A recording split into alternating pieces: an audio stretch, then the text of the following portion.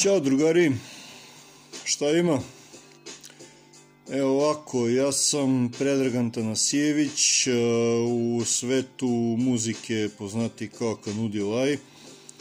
Inače, jedna polovina benda Mrtva nota, kao što piše ovde, benda koga činimo Burazer i ja. Dolazim iz Ćuprije, jednog malog grada u centralnoj Srbiji. I tako nešto najosnovnije o meni, kako sam ja krenuo sa svom tom muzikom, odnosno sa repom, otkud ja u celoj toj priči. Pa priča kreće davnih 90. godina, odnosno tačnije 96. godine.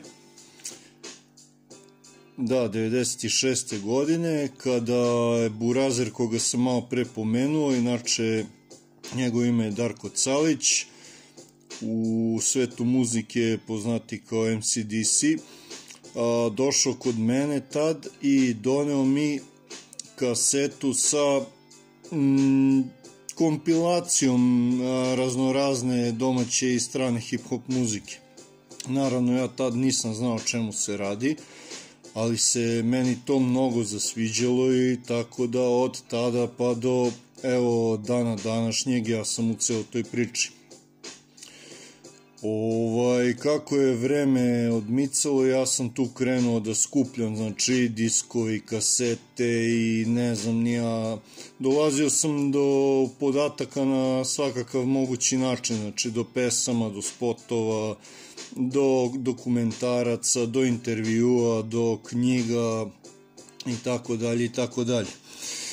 2003. godine ja i moja tadašnja ekipa s kojom sam se družio, trenirao basket i tako dalje, odlučujemo da oformimo band koji se zove, odnosno koji se tad zvao White Man The Screw. I odlučimo da snimimo eto kao nazovi neki album, nešto. To je naravno bilo čisto ono kućna demo snimka,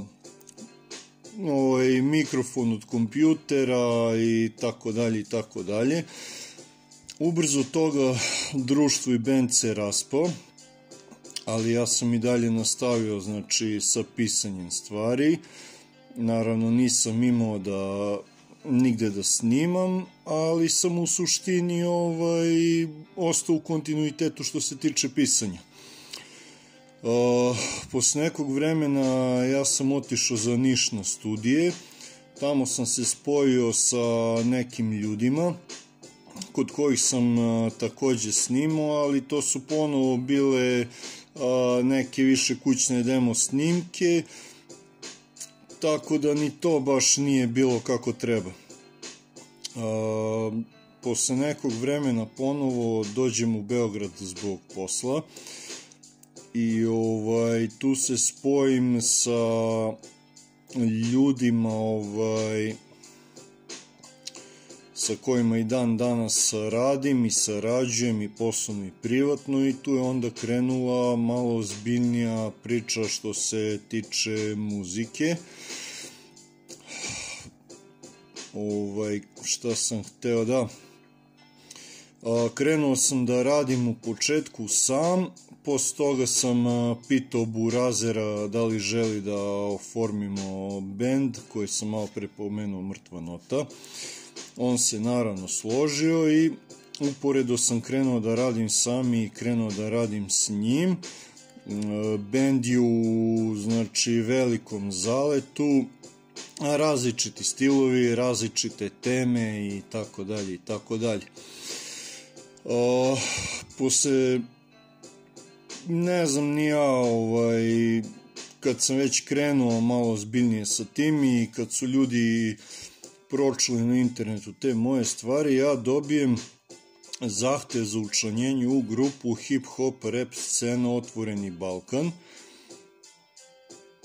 Prihvatim to učlanjenje i posle nekog vremena dobijem poziv od Nenada Stojiljkovića, koga ovim putem pozdravljam, završene, za učlanjenje u admin tim. Ja tu prihvatim, mada sam bio u fazonu, ne znam koliko ću imati vremena, ali eto. Inače, osnivač cele priče i cele grupe je Zoran Bogdanović. Zoki, pozdrav i tebi. I tako je krenula jedna sasvim nova priča. Naime, znači, grupa se u neverovatnom brzom roku proširila. Dobili smo mnogo novih i mnogo kvalitetnih članova, ljudi koji znaju, znači, stvari. I eto, mi smo jednom prilikom došli iz sprdnje na ideju da napravimo jedan sajfer. Znači, sajfer je trebao da bude u vidu admin tima. Dobili smo od Slavena S-Bit Sanića 3 bita da biramo za sajfer. Mi smo izabrali, ali smo predvideli jednu bitnu stvar, a to je da je interesovanje za sajfer postalo mnogo veliko, da su ljudi počeli da se prijavljuju i